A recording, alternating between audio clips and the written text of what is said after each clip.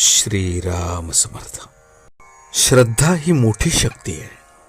फार चिकित्सा करत बसणे हे मानवी देहबुद्धीचे लक्षण आहे.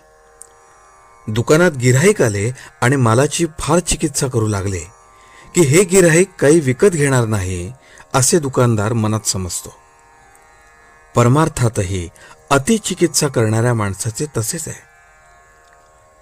रणांगणावर गुरूंना कसे मारावे या चिकित्सेत अर्जुन पडला.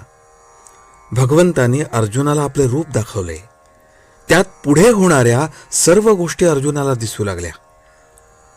देहबुद्धीच्या अभिमानाच्या आहारी जाऊन मायेत सापडल्यामुळे झालेला गोंधळ या विश्वरूप दर्शनामुळे नाहीसा झाला. मायेचे मूळ लक्षण म्हणजे मी करता आहे असे वाटणे. अभिमानाशिवाय कार्य तरी कसे होईल असे आपण म्हणतो आणि पापाचरण करायलाही मागे पुढे पाहत नाही. देहबुद्धीने केलेला धर्म उपयोगी पडत नाही. अभिमानाने पुण्यकर्मे जरी केली तरी तीही पुढल्या जन्माला कारण होतात. सर्व काही देवाला अर्पण केले ही आपली आठवण काही जात नाही. दुःखात असताना आपण आपले जीवन प्रारब्धाच्या, ग्रहांच्या, संचिताच्या किंवा भविष्याच्या हाती आहे असे म्हणतो. परंतु ते भगवंताच्या हाती आहे ही श्रद्धा उडून आपण त्याला विसरतो. आपण आपल्या शंकेचे समाधान करू शकत नाही, त्यासाठी आपण कुठेतरी विश्वास ठेवला पाहिजे. आपण आजपर्यंत जगलो याला काय कारण सांगता येईल? आपण मेलो नाही म्हणून जगलो इतकेच. मी जगलो कसा याचे कारण कुणालाही सांगता येणार नाही. म्हणून राखणारा भगवंत आहे ही श्रद्धा असावी. ही सृष्टी भगवंताने उत्पन्न केली. सृष्टीमध्ये भगवंत सर्व ठिकाणी भरलेला आहे. तो आनंदमय आहे. आपण त्याचे अंश आहोत. मग आपण दुःखी का?